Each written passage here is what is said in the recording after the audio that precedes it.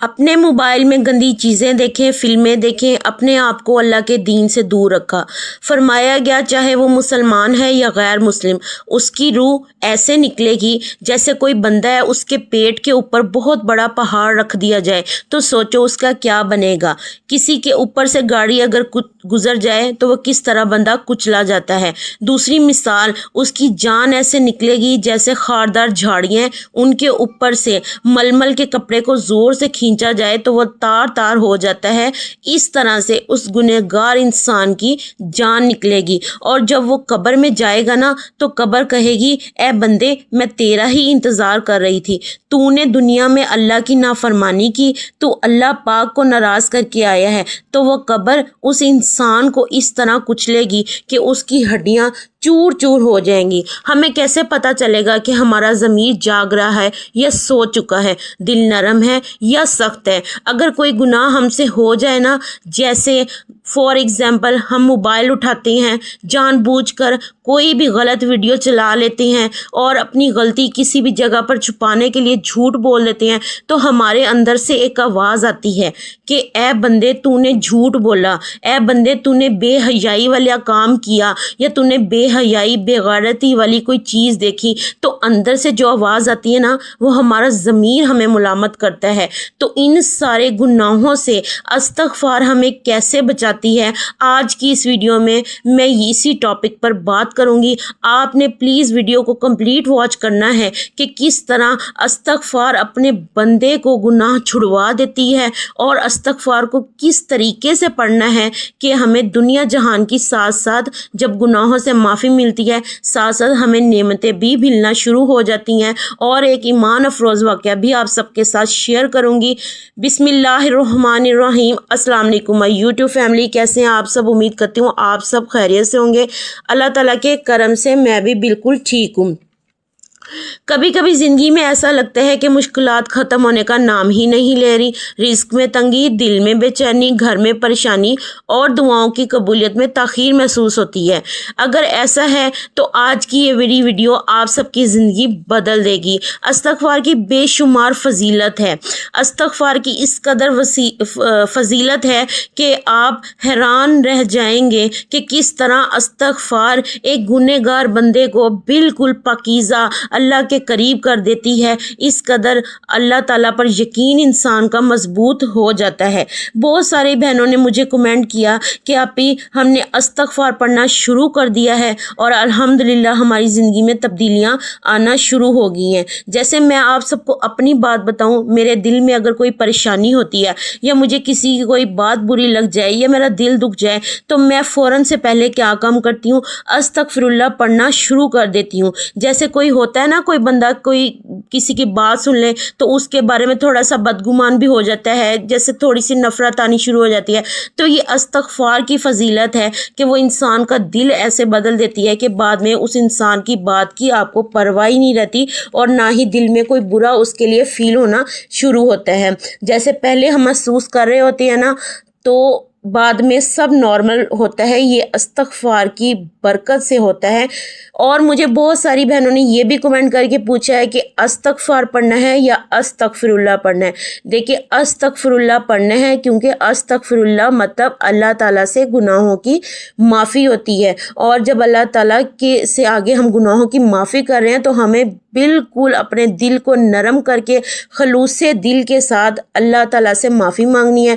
क्योंकि हमने जानबूझकर फॉर एग्ज़ाम्पल गुनाह कर लिया, मोबाइल उठाया, कोई बुरी चीज़ देखना शुरू कर दी, तो अल्लाह ताला की ज़ादा गफ़ूर और रहीम है, इसलिए उसने अपने बंदे के लिए अस्तग़फ़िरुल्लाह पढ़ा है। जो उसके बंदे सही तरीके से उसके आगे इस्तग़फ़ार पढ़ते हैं तो अल्लाह ताला उनको माफ़ कर देता है। एक और सवाल मुझे ये भी आया, बहुत ज़्यादा गौर से सुनने वाली बात है, बहुत गौर से। हमें दुनिया में अगर सारी नेमतें मिल रही हैं तो इसका क्या मतलब है कि हमारे सारे गुनाह माफ़ हो गए हैं? देखें, दो सूरतें हैं। अगर आपको बहुत ज़्यादा नेमतें मिल रही हैं تو آپ سب سے پہلے اللہ کا شکر ادا کریں، استغفر اللہ جاری رکھیں اور ان نعمتوں کا مثبت استعمال کریں۔ لوگوں کی مدد اگر آپ کر رہے ہیں، آسانیاں پیدا کر رہے ہیں دوسروں کی زندگی میں، زکوٰۃ دے رہے ہیں، خیرات دے رہے ہیں، تو اس کا یہی مطلب ہے کہ اللہ تعالیٰ آپ سے راضی ہے۔ اور سب سے بڑھ کر بات، اللہ تعالیٰ آپ کو سجدے کی توفیق دے رہا ہے، آپ نماز پڑھ رہے ہیں، تلاوت قرآن پاک کر رہے ہیں۔ اسی طرح سے انسان اپنا محاسبہ کر سکتا ہے کہ اللہ تعالیٰ ہم سے راضی ہے یا نہیں راضی۔ لیکن اگر آپ کو سب کچھ مل رہا ہے، دنیا کی نعمتیں، بہت زیادہ امیرت ہے آپ کے پاس، لیکن آپ کا پیسہ کہاں جا رہا ہے؟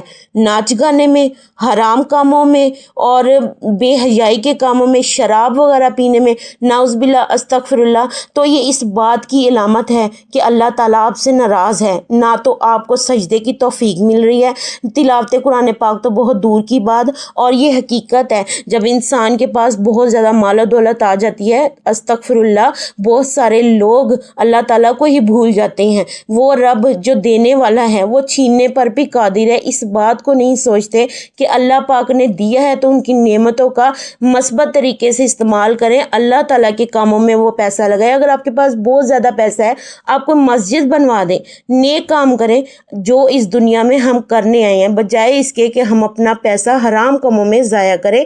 تو بس اللہ تعالیٰ سے معافی مانگا کریں۔ اللہ تعالیٰ سے معافی وہی انسان مانگتا ہے جس کے اندر ہمت ہو، کیونکہ اپنی غلطی کو مان لینا اور اللہ کے آگے جھک جانا، یہ آج کل بہت زیادہ مطلب کہ اس انسان کو بہت زیادہ طاقتور سمجھا جاتا ہے۔ آج کل کا جس طرح دور جا رہا ہے، نعوذ باللہ، لوگ اپنے آپ کو فرعون سمجھتے ہیں، ظلم کرتے ہیں، زیادتی کرتے ہیں، بے حیائی کرتے ہیں اور بے حیائی کے کاموں میں لگے ہوئے ہیں اور برے کاموں کو پھر سپورٹ بھی کرتی ہیں۔ استغفر اللہ، اپنی ڈٹائی پہ اتنے قائم ہو جاتے ہیں کہ ان کا ضمیر مانتا ہی نہیں کہ انہوں نے کچھ غلط کیا ہے، ان کا ضمیر اس بات کی علامت ہی نہیں کرتا کہ تم نے یہ غلطی کر لیا۔ تو اگر ان کو فیل ہی نہیں ہوگا کہ انہوں نے غلطی کی تو وہ کس طرح سے توبہ استغفار کریں گے؟ تو اللہ تعالیٰ بھی توبہ استغفار کی ہدایت ان کو دیتا ہے جن کے دل نرم ہو۔ اللہ تعالیٰ سے دعا کیا کریں کہ یا اللہ پاک ہمارے دلوں کو نرم کر۔ جب ہمارا دل نرم ہوگا تو ہمیں اللہ تعالیٰ کے آگے جھکنے میں زیادہ مزہ آئے گا، کیونکہ جن لوگوں کے دل سخت ہو جاتے ہیں تو ان کا خون بھی سفید ہو جاتا ہے۔ اس لیے اپنے آپ کا محاسبہ کریں، اپنے ضمیر سے پوچھا کریں کہ آپ صحیح راستے پر ہیں یا آپ غلط راستے پر ہیں۔ اللہ تعالیٰ ہم سب کے گناہ معاف کرے۔ استغفار کے بے شمار فوائد ہیں، جیسے گناہوں سے معافی، دل کا سکون، مشکلات میں آسانی، خود بخود راستہ بنے گا، دعاؤں کی قبولیت ہو جائے گی، گھر میں ذہنی سکون ہوگا، بیماریوں میں مدد آئے گی، اللہ تعالیٰ کی رحمت آئے گی۔ جیسے نبی کریم صلی اللہ علیہ وآلہ وسلم بہت زیادہ معصوم تھے، ہم تو انسان بہت زیادہ گنہگار ہیں نا، بات بات پر جھوٹ بول لیا، چغلی کر لی، دن میں نہ جانے بے شمار کتنے گناہ ہم سرزد کر رہے ہوتے ہیں۔ بس اللہ تعالیٰ کی رحمت ہمیں معاف فرمائے۔ نبی کریم صلی اللہ علیہ وسلم تو بہت زیادہ معصوم تھے، لیکن پھر بھی دن میں وہ 70 سے زیادہ مرتبہ استغفر اللہ پڑھتے تھے۔ تو پڑھنے کا طریقہ استغفر اللہ کا ایسے ہے کہ خلوص دل کے ساتھ پڑھنا ہے، زبان اور دل کا کنیکشن ہو، جو آپ کا دل بول رہا ہے، زبان بول رہی ہے، آپس میں کمپیٹیبلٹی ہونی چاہیے کہ ہم پڑھ کیا رہے ہیں۔ یہ نہیں کہ ہمارا دھیان موبائل کی طرف ہے، ٹی وی کی طرف ہے، گھر کے دوسروں کاموں کی طرف ہے اور ہم زبان سے استغفر اللہ پڑھ رہے ہیں، تو ایسے استغفار پڑھنے کا فائدہ نہیں ہوتا۔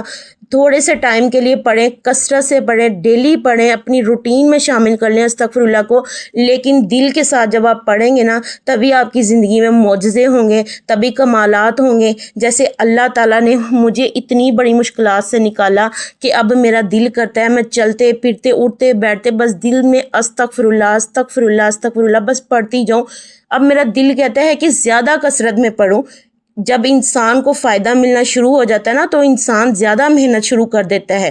تو اسی طرح سے استغفر اللہ کے جب کمالات آپ دیکھیں گی، اور وہ کمالات تبھی ہوں گے جب آپ دل سے استغفر اللہ کو اپنا لیں گے۔ سب سے بہترین ٹائم استغفر اللہ پڑھنے کا تہجد کا ٹائم ہے۔ تہجد کی نماز بہت لاڈلی نماز ہے، کیونکہ وہ اللہ تعالیٰ سے اپنی بات منوا کے رہتی ہے، چاہے جتنی بھی ناممکن بات ہو اللہ تعالیٰ اس پر کن فرما دیتا ہے۔ تہجد کا ٹائم بہت نازک اور خاص ٹائم کا کہا گیا ہے تہجد کے ٹائم کے۔